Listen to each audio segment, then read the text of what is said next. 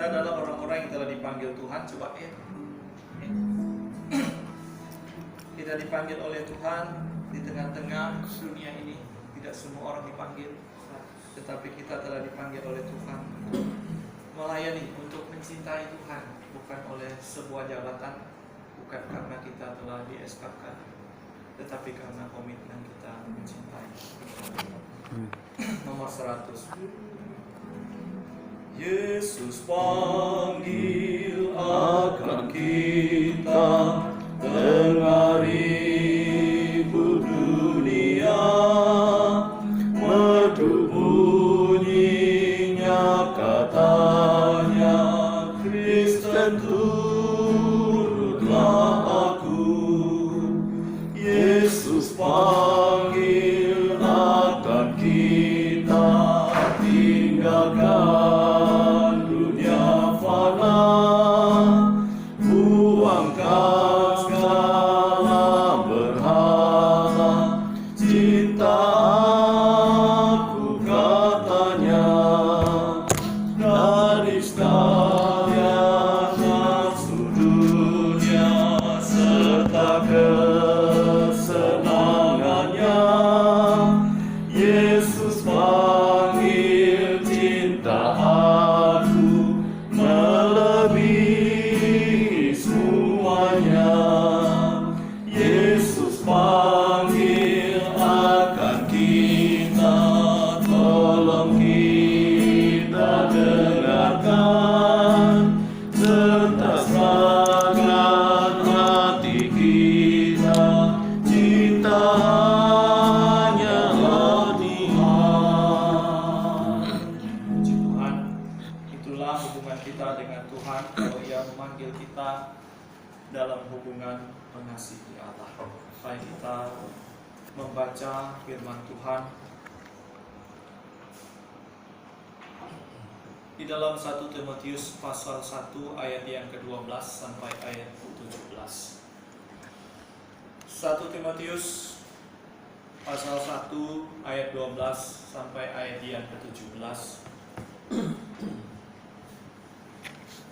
Mari kita membaca ayat ini bergantian.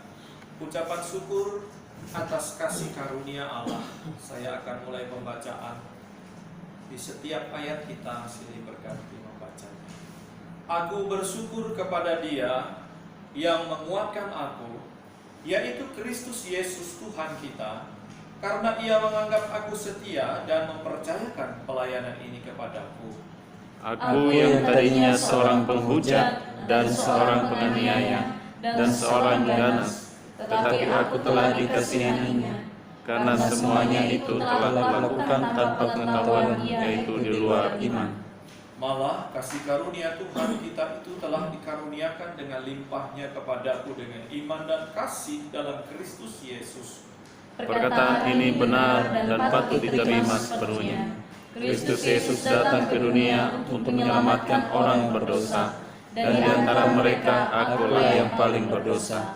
Tetapi justru karena itu aku dikasihani agar dalam diriku ini, sebagai orang yang paling berdosa, Yesus Kristus menunjukkan seluruh kesabarannya.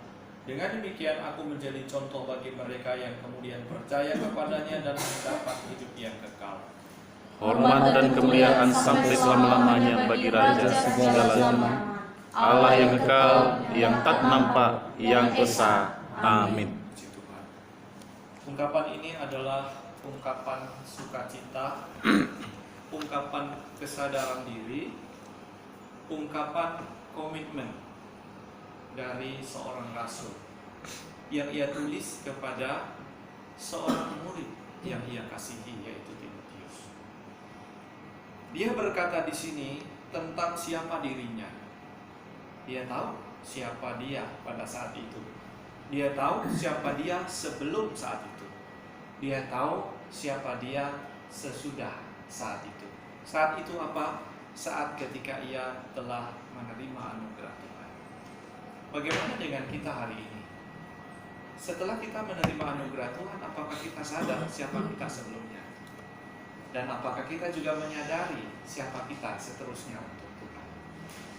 Paulus menyebutkan di sini adalah dia sungguh bersyukur kepada Dia, yaitu Yesus Kristus, apa yang menjadi ucapan syukurnya itu? Oleh karena Yesus telah menguatkan dia. Itu yang pertama. Menguatkan, lalu kemudian ia mempercayakan pelayanan. Jadi Rasul Paulus itu tahu dia ada saat itu hanya oleh karena kekuatan dari Tuhan dan oleh karena kepercayaan dari Tuhan. Dia ada sebagai pelayannya yang dipanggil dalam pekerjaan. Dia uraikan di ayat-ayat setelah itu bahwa dia memang orang yang jahat. Dia bilang, saya itu dulunya, yang tadinya dia bilang seorang penghujat, penganiaya, seorang ganas. Lalu saya pikir-pikir, saya dulu seorang yang begini, orang yang begini. Saya begitu bersyukur pada Tuhan. Saya begitu berterima kasih karena Tuhan. Kalau saya ada hari ini semua karena Ia menguatkan dan karena Ia mempercayakan. Jadi saudara-saudara, hal ini harus menjadi sebuah kesadaran dalam diri seorang pelayan yang dipanggil untuk melayani Tuhan. Nah, kita perhatikan di ayat 12 itu bahwa apa yang dipercayakan oleh Allah yaitu oleh karena satu dasar yang jelas. Ayat ini berkata, karena Ia menganggap aku setia. Tidak ada kata lain, setia. Allah mempercayakan kepada kita sebuah pelayanan pasti bukan oleh karena kita orang yang hebat. Saya rasakan begitu. Saya melayani bukan karena saya hebat. Pak Ketua ada di sini bukan karena dia hebat. Saudara-saudara pun, orang-orang sebelum kita pun, Paulus pun pernah mengatakan, itu hanya karena setia. Allah mempercayakan. Jadi memang pekerjaan pelayanan yang ada dalam hidup kita hari ini, kalau kita sadari kita ada di dalam Tuhan, oleh karena kondisi kita yang dulu kita renungkan, seharusnya saya tidak layak, saya orang yang memang sukar, sulit, tapi kenapa saya ada di sini? Karena memang pertama, Dia yang telah beri kekuatan dan anugerahnya dalam hidup kita, dan Ia telah mempercayakan pelayanan ini dengan satu dasar sampai hari ini karena kita setia. Banyak orang yang telah dipanggil dalam melayani, tetapi mereka tidak mencapai, tidak bertahan karena apa? Kesetiaan. Jadi saudara-saudara, poin ini penting. Kemudian Paulus juga dia berkata tentang bagaimana ia akan hidup seterusnya. Dia tahu bahwa dia akan menjadi saksi dari semua itu. Wah, ini luar biasa. Saksi dari semua itu. Supaya dia katakan orang-orang yang berdosa nanti, orang-orang yang akan perlu dilayani nanti, mereka akan dibenangkan, katanya itu. Kemudian di dalam ayat yang ke-16 itu, mereka akan dibenangkan. Dia katakan, aku menjadi contoh bagi mereka yang kemudian percaya kepadanya dan mendapat hidup yang kekal. Dia tahu itulah tujuannya untuk hidup, untuk melayani dengan setia. Jadi mungkin kita punya program tertentu, program khusus pribadi, boleh. Tetapi untuk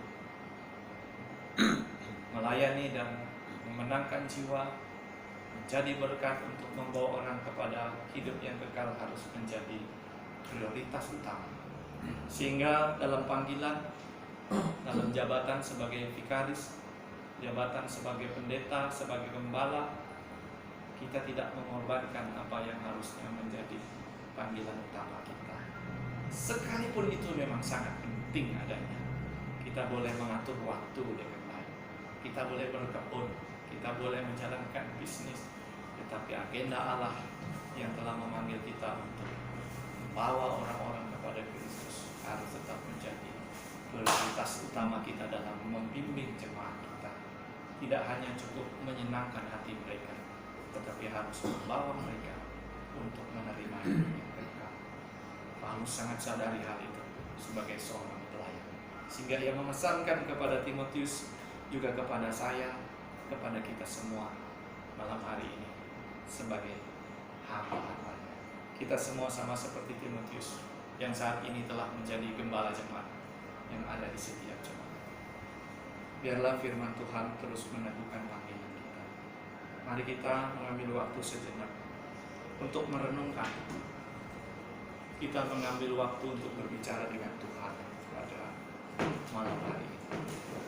Sepanjang hari ini, perjalanan ujian teori yang kita pelajari sebenarnya bukan hal yang menentukan secara rohani layaknya melayani Tuhan di hadapan. Ini adalah sistem yang dibangun oleh organisasi yang perlu kita ikuti. Namun lain dalam kesempatan ini. Kita harus memastikan diri kita. Kita harus tahu siapa kita. Kita harus sadari siapa kita hari ini. Dan kita harus mengerti siapa kita untuk waktu yang akan datang di pelayanan itu. Mari kita koreksi hati kita. Mari kita koreksi diri kita masing-masing. Tidak ada yang terluput dari pelayanan yang menanti kita. Semua kita adalah orang yang ternyata telah menjadi orang kepercayaan dari Allah. Yang Allah mau adalah kesetiaan kita. Kesetiaan yang sungguh-sungguh. Baik, mari kita tunduk kepala.